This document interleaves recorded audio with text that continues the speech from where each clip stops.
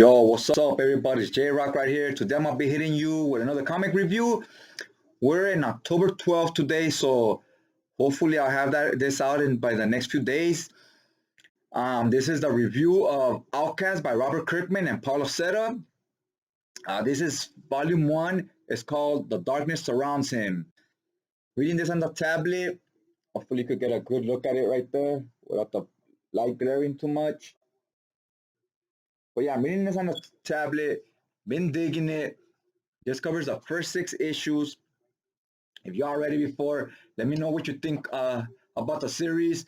In the comment section, try not to talk about anything past issue 6 because this is just a review of the first volume, so that there will be no spoilers for me or others. This story starts off with this lady named Betsy. She's at home talking to her kids.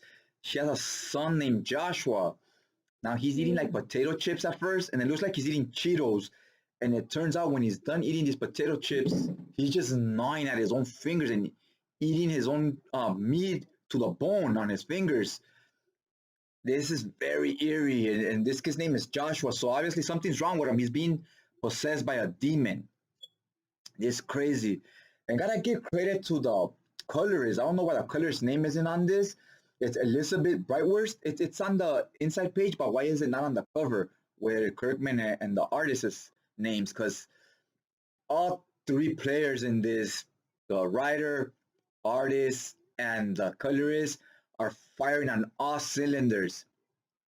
In my experience, from what I have read, last time I saw this and what I've been reading, that all 3 are just on the same page would probably be with when it was John Byrne, Chris Claremont, and Austin on inks and on X-Men back in the 80s, where they were just all in sync, like the Bulls, when you have Pippen, Rodman, and Jordan all on the same page, and you just know they're a force to be reckoned with. This is what I get from this series with these 3 creators. The panel layouts from Azaceta, they're awesome, very cinematic, and I'll get to that as I talk about the story. I'll tell you what I mean. The colorist just sets the mood, and it's very eerie, and it gives you this vibe. I would say this story is more of a thriller than it is horror. It's very slow pace as far as the development of what's happening, and that's how thrillers are supposed to be. So you gotta know that coming in. It's expected to be that way, right? And like I said, the art is great, and the dialogue is awesome. You never get bored with it. At least I don't. And it's not even dialogue heavy. You get Reverend Anderson. We get introduced to him here. He's playing poker. He drinks whiskey, smokes cigarettes. He's married. So he's not what you would think of a reverend or priest or whatever. He does his job, but again, he's not doesn't live by the rules or whatever we would expect, right? And he gets called that there's somebody's being possessed, right? This kid Joshua. So he shows up. It's a small town in West Virginia. He goes to scope it out. Then we get introduced to the main character, Kyle. Kyle is an outcast. That's why the book is called Outcast. A lot of people in the town don't like him. He has this reputation because, trip out on this story gets dark. I mean, not just with demons and so forth. I mean, just what's happening. He lived this life where he had this parent, and his mom, she was, a loving mom, typical parent, right? Cares about your kids. And then she would start beating on him. She got real abusive when he was a kid, to the point where he was scared. He would hide under tables and then inside cabinets because he was scared to get hit. She would just treat him really bad. And one day as a kid, he just started beating on her. He fought back, started beating on her, and now she's in the hospital in some type of coma, right? And then as he got older, he had a wife and a daughter.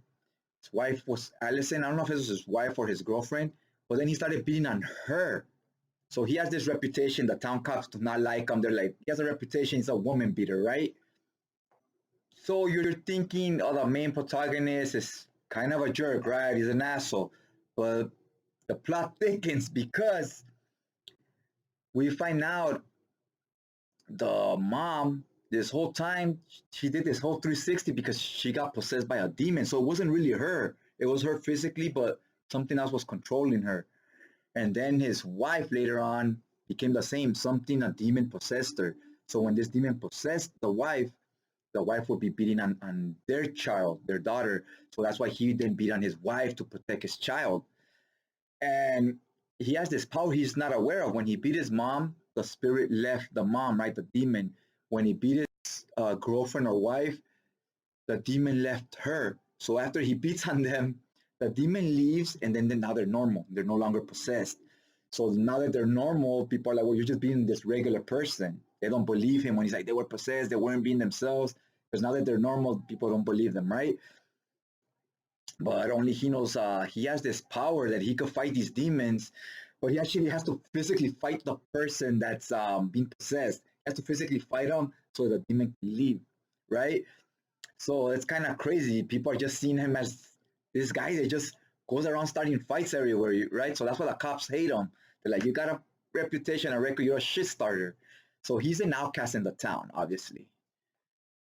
Okay, so this Reverend Anderson, he goes looking for Kyle. Why, you ask? Because he remembers the stories that Kyle had. You know, it's a small town, things stick around or whatever, the reputations and so forth. So he remembers he had beat on his girlfriend, and that he had said she wasn't being herself. It's like she was possessed, right? So that's why he was fighting her. And the Reverend says, I believe you. And there's this kid named Joshua. He needs my help. And I think you can be helpful. You can help me. So he convinces Scout to go with him, and they're doing an exorcism on this boy. And when the kid starts physically attacking Kyle, Kyle just beats the crap out of him. And when he beats the shit out of him, this is like a 12-year-old kid. Starts beating the shit out of him. You see this black, almost like smoke come out of the kid's mouth. That's the demon leaving. Because once Kyle fights these guys, the demons leave. So he knows when he physically fights them or physically touches them, he's the only one that's capable of bringing the demon back out of them, right? So he's basically saving their lives so they're no longer possessed. So the cops are about to arrest him. That you just beat on a minor, and the mom says, "No, he didn't beat on my son. He saved him. He was possessed. Something was taking a hold of him." So as long as the mom don't press charges and the kid don't press charges, they leave him alone. But the cops are still wary of him. To make this matter worse, one of the cops is his brother-in-law. He's married to his sister, so he doesn't like him because he's like, you know what? I see you as some punk-ass kid that beat on his mom and on his girlfriend, right? That's the way the cop sees him. He has no respect for him. All right, so they go around doing exorcisms. Kyle understands he's starting to believe in this in the supernatural, right? And maybe even getting a little religious, having some faith now. He sees he has some type of power.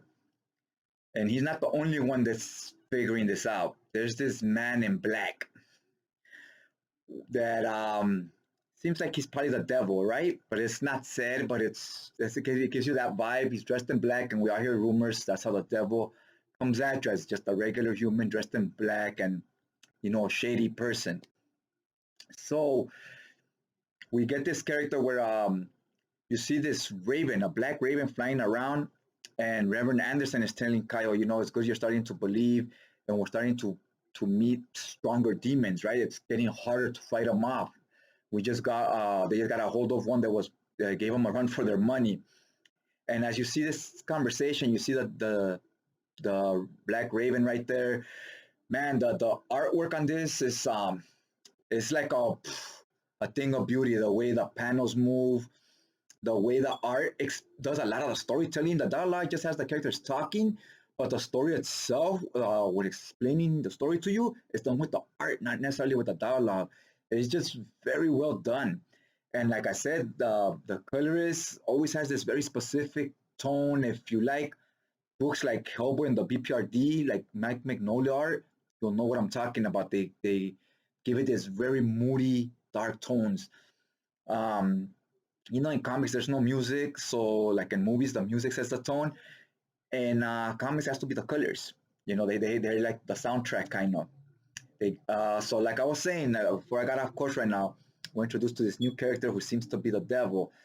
And when we saw this Black Raven, Kayo and Reverend Anderson are figuring out that he has a gift and we're onto something. Something's going on in this town. When the Reverend goes back home, bam, this mysterious person in black shows up, and he goes, "You're getting too close. You know more than what you should know, and I can't have that, right?" So he just grabs the Reverend and just takes out a knife and just starts digging into him. This scene is brutal. I was scared for Reverend Anderson's life. I thought he was done for. But this guy did not kill him. He just carved a star on him, right? Like the Satan star or whatever you call it. So he says, take this as a warning. Back off. Stop following the trail, right? He goes, I just want Kyle because Kyle's a threat. He's like, he has his powers to stop the demons. He's trying to get rid of Kyle. He's leaving the Reverend alone. He's just giving him a warning shot. And the book ends there. And man, this final panel, it's brutal. This is where the volume one ends. Can't wait to get to volume two.